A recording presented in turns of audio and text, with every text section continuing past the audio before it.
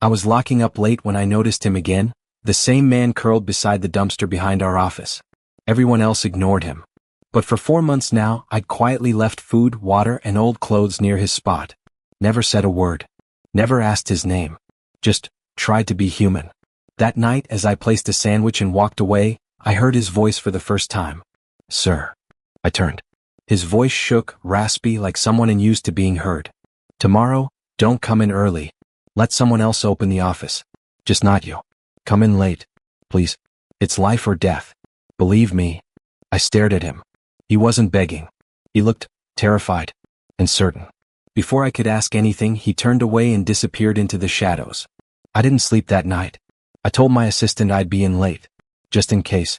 That morning I sat in my car, parked down the street, heart pounding. I watched Martha, the building's janitor, unlock the door and step inside like usual. 5 minutes later, the windows shattered. Smoke. Screaming. A blast so loud it knocked birds from the power lines. My hands were shaking as I opened the door and ran forward. The office I'd built from scratch was now a burning ruin. And as the crowd formed, someone tapped my shoulder. I turned around, and the homeless man was standing behind me. "Come with me," he said calmly, as if the office behind us wasn't still engulfed in flames. I stared at him, gray beard, sun-damaged skin, tattered coat, and yet his eyes, sharp, clear, watching everything, everyone, including me. "What happened?" I asked. He didn't answer right away, just started walking. I hesitated, then followed. We turned the corner, down an alley, away from the noise, away from the sirens. He pulled a folded paper from his coat and handed it to me. It was a blueprint. My office floor plan. With one section marked in red, the server room. Below it, scribbled coordinates and 2 words. Primary target. "Why?" I asked, my throat dry. He finally looked at me. "Because you weren't supposed to be the one feeding me. Someone else was. But you showed kindness. And that changed everything." Before I could ask what he meant, he pointed at the blueprint. "They wanted you in there. The people who hired me. Corporate sabotage. You were in the way. Your data, your startup, it threatened someone." My stomach dropped. "Who?" I whispered. He folded the paper again and stepped back. "Wait one more day. Tomorrow they'll think you're dead. They'll show their faces." I stood frozen, heart racing. And then he said it. "My name is Gabriel. And I wasn't always homeless." That night I didn't sleep. I sat on the floor of my apartment, Gabriel's blueprint laid out in front of me, my laptop open, fingers trembling as I retraced every deal, every investor call, every partnership we'd signed in the past 6 months. Only one name kept flashing in my mind, Orionx. We had undercut them in a massive government tech contract 3 weeks ago. Publicly they congratulated us. Privately I remembered a handshake that felt too tight, and a smile that didn't reach the eyes. The next morning I walked into the office ruins. Charred walls. Blackened servers. A broken sprinkler pipe still dripping. My assistant rushed over, teary-eyed. "Aiden," they said, "it was electrical. Random." I nodded slowly, scanning the faces of the executives standing around. 2 of them I didn't even recognize. Men in tailored suits. Not part of my company. But they looked calm. Too calm. I left without a word. Back at home, Gabriel was already waiting inside. I didn't even ask how he got in. "You have 2 moles?" he said. I froze.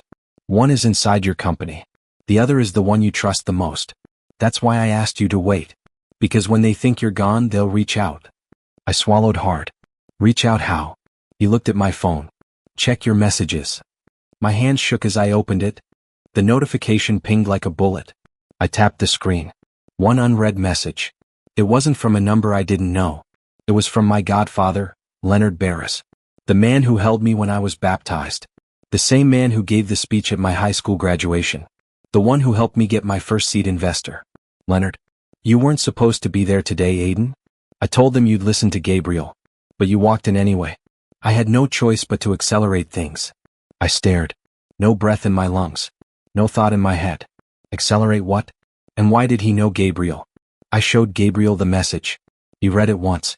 No reaction. "I told you," he said. "He's the second mole. The one you loved too much to suspect." "But why? Why would Leonard sabotage me?" Gabriel opened a folder he had kept tucked under his arm. Inside were photos, receipts, emails, legal docs.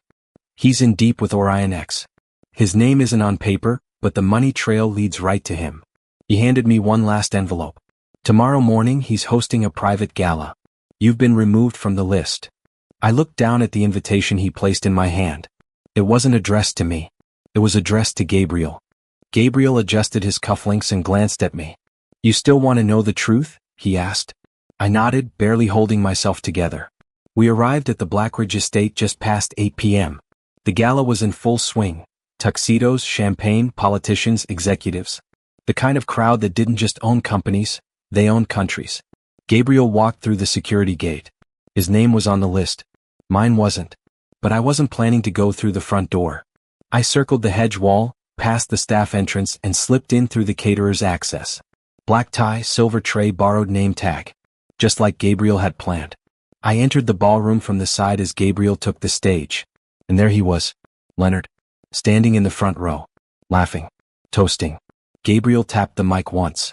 The crowd fell silent. I'd like to thank my mentor tonight, a man who taught me how power works, Mr. Leonard Barris. Leonard grinned, until the projector behind Gabriel flickered on. Emails, transactions, footage, documents. One by one they painted the story of Orion X's illegal surveillance deals, and Leonard's signature was hidden in the shell corporations funding it. He turned pale. The room gasped, and then Gabriel said it. But Leonard wasn't working alone. He had help. From someone in this room. Everyone turned. Gabriel looked right at me. My stomach turned. For a moment I thought Gabriel had betrayed me. But then, I saw the subtle nod he gave me, the cue.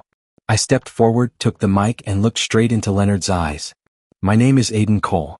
4 months ago, I found a dying man in the alley behind my firm's office. He was homeless, starving, but he was once a tech analyst. And he had been blacklisted. The crowd murmured. He told me things. Showed me receipts. Patterns. Shell companies. And when I took it to our firm's leadership, I was fired within 48 hours. Branded a threat to security. I paused. Leonard Barris wasn't just orchestrating corporate espionage. He was stealing identities. Selling data of private citizens to foreign bidders. Gasps rippled through the crowd. And one of those citizens was my sister. Her photo appeared behind me, young, vibrant, smiling. Gone too soon. One of Orion X's leaked profiles. Targeted. Trail. Disposed of. I turned to Leonard, who was now trembling. She died because of your silence. Suddenly, a commotion at the door. 2 federal agents walked in, flashing badges. Leonard Barris, you are under arrest for conspiracy, fraud, and negligent manslaughter. As they handcuffed him, the crowd erupted, some in shock, some in applause. Gabriel stood beside me. We did it, I whispered. But then he leaned close and said, no, we started it. Gabriel stared at the screen. His hand trembled, jaw tightening. I leaned in to see it. A text. No name. Just a number. But the message said, he wasn't the only one. They know about Prague. Get out. Now. Gabriel's eyes slowly met mine, and I saw something in them I hadn't seen before. Fear. Real soul-deep fear. What's in Prague? I asked quietly. He didn't answer right away. Instead, he pulled me away from the press conference chaos and into the stairwell. You remember the ransomware case from 5 years ago? The one no one could solve. I nodded. That wasn't random. That was a test run. For something much bigger. A trial, by a group inside Orion X. And I helped design the code. My stomach dropped. You what? I thought it was harmless back then. Just code. Nothing real. I didn't know they'd weaponize it. Suddenly, alarms blared in the building. Gabriel's voice dropped lower. I came to you because you were the only one who could expose Leonard without implicating me. But now, I think they're coming for both of us. We rushed down the stairs. My phone rang, it was an anonymous number. I picked up and the voice on the other end was calm, too calm. Mr. Cole, if you want to keep your sister's name off the next obituary list, hand over Gabriel. Alone. No police.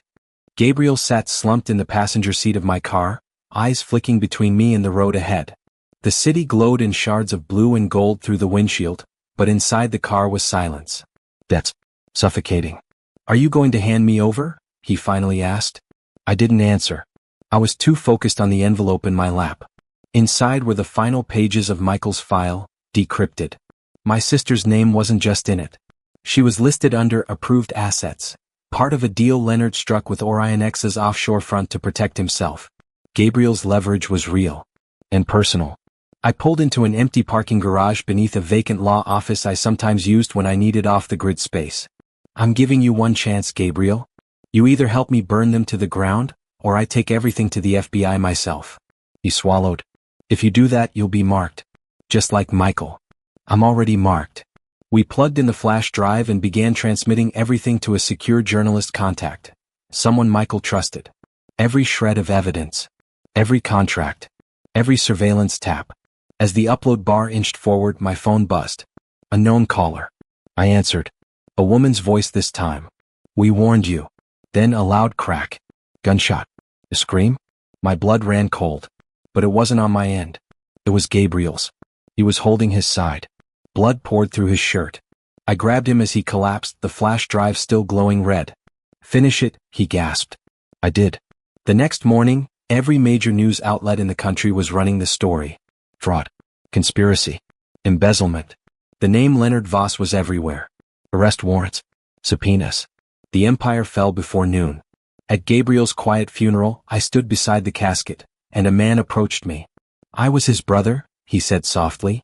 You saved more lives than you'll ever know. I nodded, then slipped him something, the final decrypted file Gabriel had left, a list of the others. I'm done, I said. Your turn now.